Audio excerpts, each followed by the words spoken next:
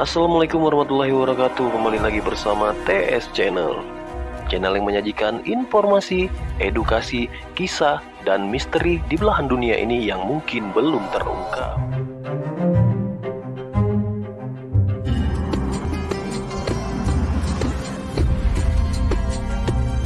Tentara Dajjal itu banyak, tapi banyaknya itu buih. Yang paling menyedihkan apa, Pak? Ini kabar buruknya ya. Tentara Dajjal itu terbanyak adalah umat Islam, zahirnya aja, batinnya itu munafik. Mereka lah Khawarij yang berdarah zombie, ingin gorok orang-orang Islam. Yang paling pertama mau mereka gorok siapa? Zuriat Nabi. Karena mereka tidak percaya dengan adanya zuriat Nabi. Pakai kopi apa? Mungkin pakai serban, mungkin pakai sarung, pakai gamis.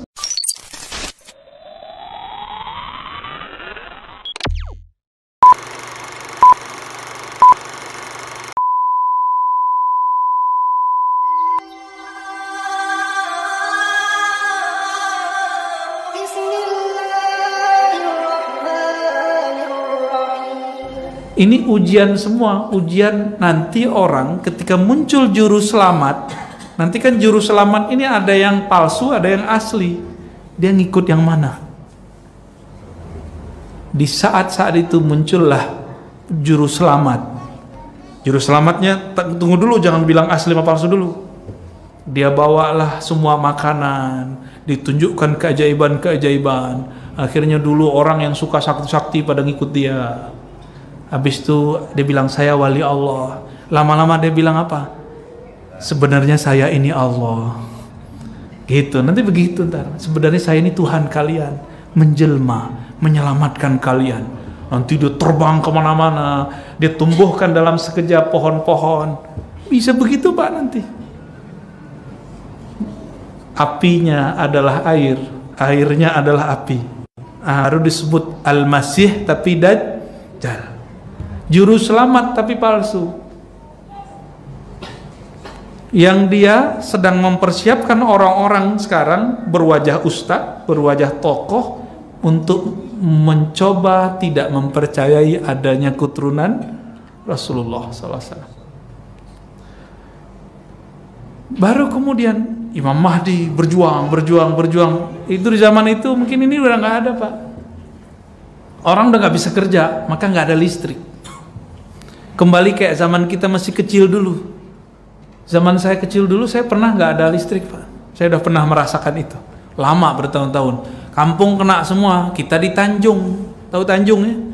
Dekat kuburan Pak, Tanjung kuburan. Belakang rumah saya nggak ada, dekat kuburan. Orang udah dapat listrik, kita belum dapat listrik. Gelap. Tapi di saat itu saya udah hobi baca. Udah bayangin udah sampai ke sana, mirip-mirip begitu. Pakai minyak tanah, syukur kalau ada, kalau nggak ada. Nanti begitu semua. Jadi karena orang tidak ada yang bisa bekerja, bukan bahan alam semesta habis, enggak. Sumber daya ada, tapi orang nggak bisa bekerja. Corona kemarin sempat nggak kerja kan orang-orang? Sempat sebulan, 2 bulan, 3 bulan itu kacau itu. Sebelum ketemu pola-polanya bagaimana cara bekerja di musim pandemi. Udah banyak teman kita yang tepar, perusahaannya tutup, rumah makan nggak buka-buka lagi. Perusahaan udah banyak Pak Jakarta yang udah nggak close, exit sudah. Nanti orang nggak bisa kerja. Gimana? Ketakutan nggak saya cerita begini? Saya udah sering dapat cerita begini Pak. Ketakutan juga kita. Tapi tenang, Allah itu khairul makirin. Allah itu ngaturnya lebih cakep daripada si Dajjal. Tenang aja. Cuma orang kan nggak mau tenang, orang mau kelusuk-kelusuk. Ya, mau kelusuk-kelusuk, nggak ada ketenangan di hatinya karena nggak zikrul qalbi. Baru nanti ketika terpojok Al-Imam Al-Mahdi bersama pengikutnya nggak banyak Pak. Yang inti cuma 313, sebanyak jumlah Ahlul Badar, sebanyak jumlahnya para Rasul. 313, tapi doa-doa mereka mustajab, zikir-zikir mereka senjata. Kalau doa mereka mustajab, zikirnya senjata, sakti nggak tuh 313? Sohibul karomat. Ya mirip-mirip Ahlul Badar ngelawan ribuan orang, sekali tonjok yang jatuh 3. Tonjok nih jatuh 3, 4, 5, 10, bisa begitu nanti. Karena di dalam dirinya ada kekuatan, di dalam kekuatan, nurun ala nur. Ada nur, di dalam nurnya ada nur lagi. Musuh Allah gelap, gelap lagi, gelap berlapis-lapis. Terang lawan gelap, menang siapa? Ya menang terang lah. Mereka sedikit, tapi mereka sedikitnya itu banyak. Tentara Dajjal itu banyak, tapi banyaknya itu buih. Yang paling menyedihkan apa Pak? Ini kabar buruknya ya. Tentara Dajjal itu terbanyak adalah umat Islam, zahirnya aja, batinnya itu munafik. Mereka lah khawarij yang berdarah zombie, ingin gorok orang-orang Islam. Yang paling pertama mereka gorok siapa? Zuriat Nabi. Karena mereka tidak percaya dengan adanya zuriat Nabi. Pakai kopi apa? Mungkin pakai serban, mungkin pakai sarung, pakai gamis, tapi mereka bencinya sama zuriat Nabi nggak tanggung-tanggung. Itu yang nanti akan ada pembantaian besar-besaran terhadap zuriat Rasulullah. Itu kerjaan Dajjal. Karena seperti zaman Fir'aun, masih ingat? Fir'aun bermimpi bahwa ada laki-laki yang membunuhnya dari kalangan Bani Israel. Maka semua anak baru lahir dari Bani Israel dibunuh. Itu berulang lagi Pak. Fir'aun itu ya Dajjalnya itu sekarang. Dia mewarisi keganasan Fir'aun itu. Ada zuriat Nabi gorok. Ya, makanya jangan seneng dulu antum jadi habaib. Serem loh. Agak menceremkan. Makanya kita sayang sama mereka. Kita cinta kepada mereka. Siapa tahu dari keturunan dia, ya kan? Kita nggak tahu. Siapa tahu omnya dia, pamannya dia, adeknya dia yang jadi Imam Al-Mahdi, kita kan nggak tahu.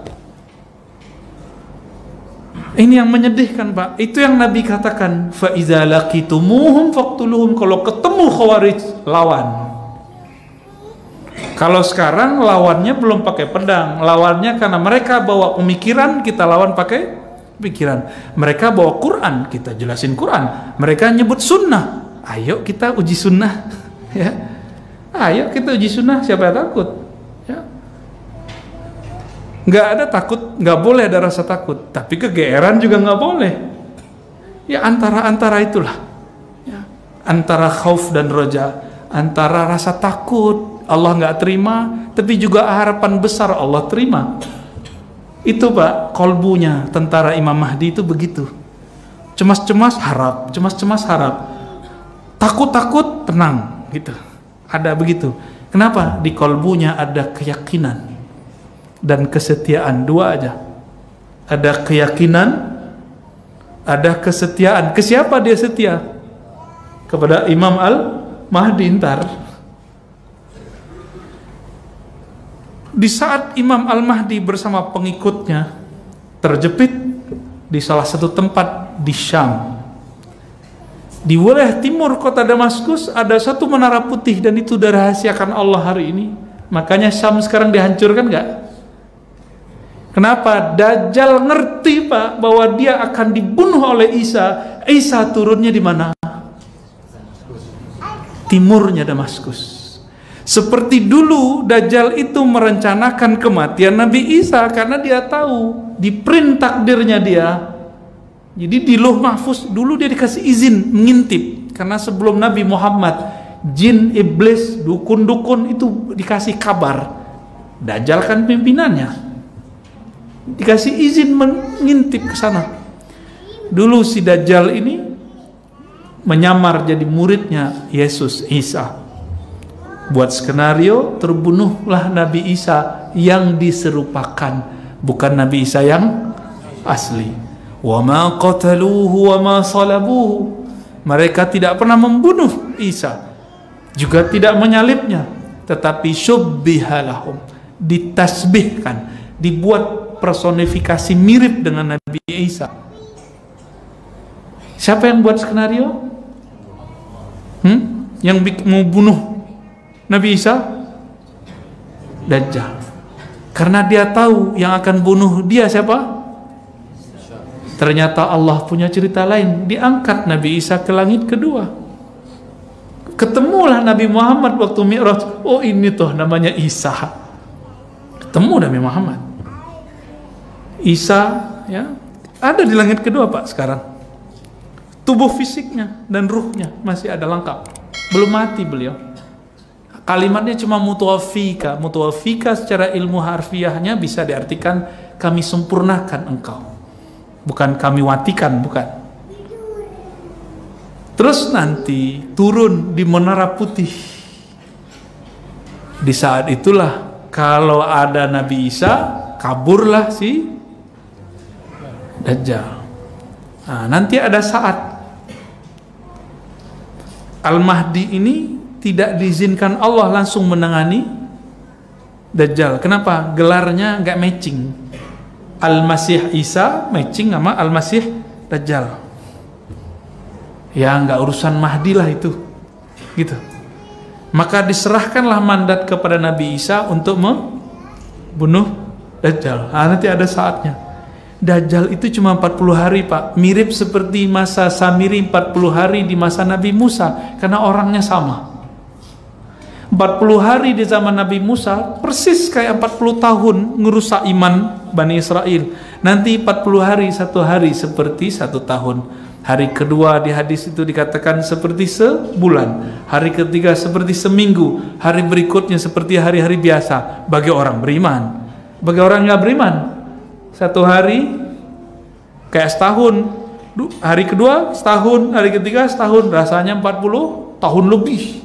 Terus siksa. Akhirnya mereka mikir, ya udahlah kita jadi hambanya Al-Masih Dajjal aja. Itu Pak, nanti orang nggak kuat lapar. Kalau kita ini hamba perut, hamba duit, nanti nggak kuat. Maka sekarang jangan menghambakan diri kepada fulus, kepada perut. Kalah kita. Boleh kita butuh ya. Tapi ya kita pagar-pagarlah diri. Di saat itu nanti hari ke-40 Dajjal digorok oleh Nabi Isa. Ada rahasia-rahasia yang tidak semuanya diturunkan kepada kita mengenai bagaimana pembunuhannya. Kan sakti itu Dajjal. Kok bisa dikejar sama Nabi Isa? Nah, itu yang nggak diturunkan kepada kita. Di hadis begitu aja Pak. Ya nggak banyak ceritanya, begitu aja. Setelah Nabi Isa membunuh Dajjal, berdirilah daulah khilafah ala minhajin nubuwah. Khilafah terakhir. Coba kata kuncinya apa? Khilafah ala minhajin nubuwah. Minhaj nubuwah artinya sesuai seperti nubuat. Nubuat itu arti kenabian. Kenabian diatur oleh makhluk atau diatur oleh Khalik? Diatur oleh Allah. Maka yang memilih Imam Mahdi ini Allah. Kita nggak bisa milih Pak.